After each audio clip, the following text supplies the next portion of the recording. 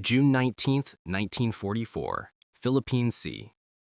The sky above the fleet is a blue so pure it seems unreal, the kind of tropical clarity that makes distances deceptive and height impossible to judge. At 18,000 feet, a Japanese naval aviator adjusts his oxygen mask and scans the horizon with the practiced efficiency of a man who has survived 2 years of combat when most of his training class is dead. He flies a Mitsubishi A6M Zero, the aircraft that once ruled the Pacific sky, the fighter that carved the legend of Japanese naval aviation through the burning wreckage of Pearl Harbor and the conquest of the Philippines. His hands rest light on the controls, feeling the responsiveness that made the Zero famous. The impossibly tight turning radius, the climb rate that could catch any enemy trying to escape upward. The delicate grace of a machine built around the philosophy that maneuverability mattered more than armor or firepower. Below him, over 300 Japanese aircraft are converging on the American carrier fleet in what will be called the Great Marianas Turkey Shoot. He does not know this name yet. He only knows that American fighters are rising to meet him and that something is wrong with the mathematics of altitude. The Grumman F6F Hellcat climbing toward him should not be there. By every principle of aerial combat he has learned, by every engagement he has survived, American fighters are supposed to be slow, heavy, built like flying tanks that sacrifice agility for durability. The Zero's advantage has always been vertical. When an American fighter appeared, you climbed, used your superior power-to-weight ratio to gain the high position, then dove on the enemy with the sun at your back and gravity adding velocity to your guns. It is doctrine, proven in 100 battles from the Coral Sea to Guadalcanal. But the Hellcat is still climbing, its Pratt & Whitney R2800 engine pulling the heavy airframe upward at a rate that matches his own. And suddenly, the equation that has kept him alive is collapsing in real time. The Zero had been a masterpiece of 1940s engineering, a fighter designed around radical weight reduction that achieved performance figures thought impossible. Empty weight, 3,700 pounds. Maximum speed, 331 miles per hour. Rate of climb, 3,100 feet per minute. Range, 1,600 miles. It could outturn anything in the sky, could stay airborne longer than any other carrier-based fighter, could climb to altitude faster than American pilots could react.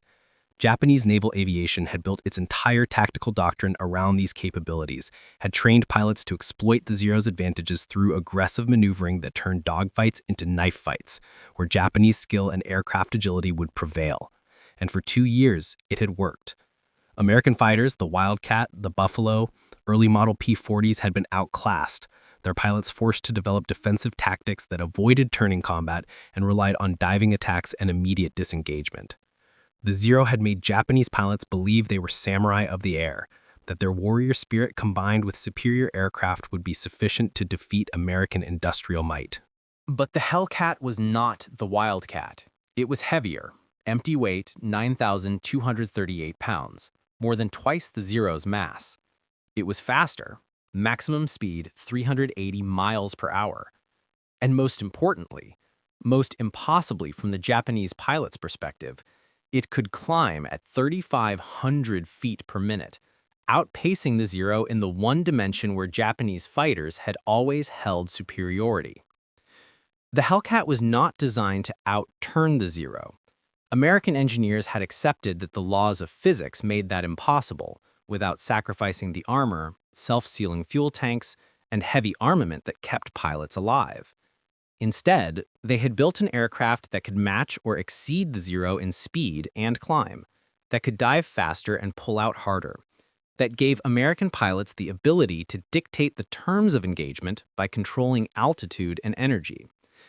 It was a philosophical shift, from building an aircraft for dogfighting to building one for systematic destruction, from emphasizing pilot skill to emphasizing engineering advantage. The pilot in the Zero understands this now, in the seconds before combat begins, as the Hellcat continues climbing and does not fall away. He has heard rumors from other pilots, fragmentary reports from the Solomons campaign about American fighters that performed differently, but rumors are dismissed as excuse-making, as the complaints of inferior pilots seeking to explain their failures. He is not an inferior pilot. He has 70 hours of combat time. He has shot down 4 American aircraft. He knows his machine intimately, can feel its limits and possibilities through the control stick like a swordsman knows his blade. And he knows, with sudden cold certainty, that his advantage has evaporated. The engagement that follows is brief and entirely one-sided.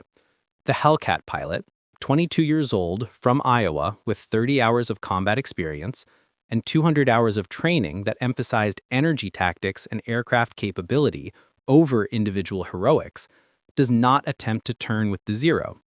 He climbs above it, uses his altitude advantage to build speed in a diving pass, fires a 2-second burst from 6.50 caliber machine guns that throw more metal in those 2 seconds than the Zero's twin 20mm cannons can fire in 10, and then extends away, using his speed to open distance before the Zero can bring its superior maneuverability to bear.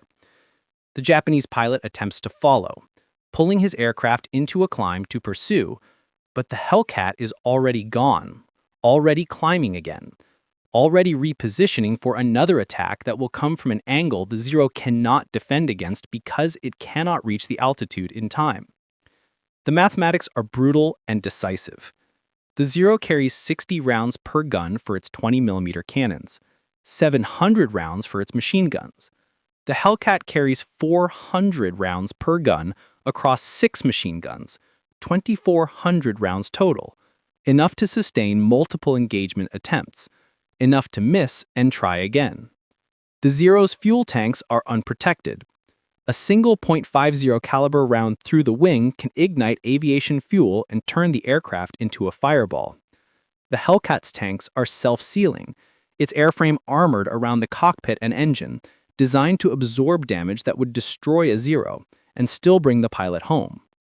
The engagement is not between pilots, but between industrial philosophies. Japanese emphasis on offensive capability and extreme performance versus American emphasis on survivability and sustainable advantage. By the end of the day, June 19, 1944, the Battle of the Philippine Sea will result in the destruction of approximately 350 Japanese aircraft versus 30 American losses.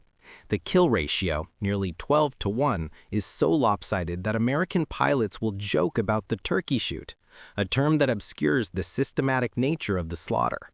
Japanese naval aviation, which began the war with the world's most experienced and skilled carrier pilots, has been feeding those pilots into a meat grinder of attrition for 2 years, and now faces American aviators flying aircraft that negate skill through engineering superiority.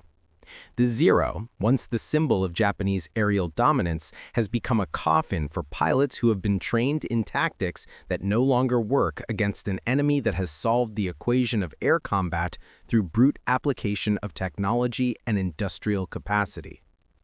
The symbolic object that recurs in American gun camera footage and Japanese survivor accounts is not a weapon but a trajectory.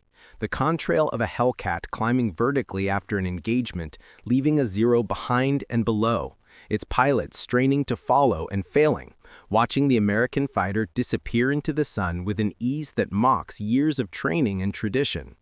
That vertical line in the sky represents more than aerodynamic performance.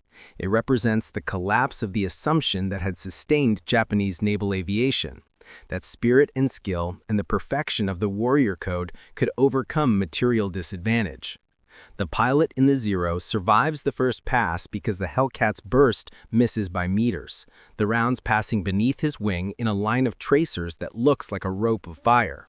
He does not survive the second pass. 8 minutes later, when another Hellcat from the same squadron catches him at 16,000 feet while he is attempting to regroup with what remains of his formation.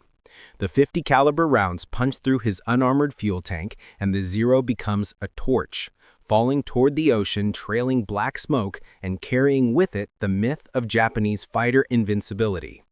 The Hellcat will go on to claim over 5,200 aerial victories by war end, a kill ratio of 19-1 that stands as testimony to the power of systematic engineering advantage over individual prowess. American factories will produce over 12,000 Hellcats in 3 years, an industrial output that Japan, building Zeros by hand in workshops that resembled artisan studios more than assembly lines, cannot begin to match. The Americans will lose Hellcats by the hundreds and replace them faster than Japan can count the losses. They will lose pilots, and the training pipeline will produce more, each one arriving with hundreds of flight hours and gunnery practice against targets towed over the American mainland. Preparation that Japanese pilots, rushed through abbreviated training as the veteran cadre dies, can only dream of. In the months after the Philippine Sea, Japanese pilots will continue to climb toward American formations in their Zeros, still trusting in the maneuverability that made their aircraft famous, still attempting to turn the fight into the close-quarters battle where Japanese training and warrior spirit might prevail. And they will discover again and again that the Hellcat simply climbs away, gains altitude they cannot reach in time, and then returns with altitude converted into speed, and speed converted into killing geometry that does not require skill to execute, only patience and the certainty that your aircraft can do things the enemies cannot. The sky above the Pacific, once contested, becomes an American domain. The climb rate, a single performance metric in a specification sheet, transforms into existential advantage, the difference between dictating engagement terms and dying in a predetermined pattern, between returning to the carrier with empty guns and successful mission reports and falling into the ocean trailing fire. The Zero remains agile, remains beautiful in its minimalist efficiency, but agility means nothing when you cannot reach the enemy, and beauty is no defense against an opponent who has built their entire aerial doctrine around the cold mathematics of energy management and the simple, overwhelming principle that controlling altitude means controlling the battle. And controlling the battle means surviving to fight again while the enemy falls burning into the sea below.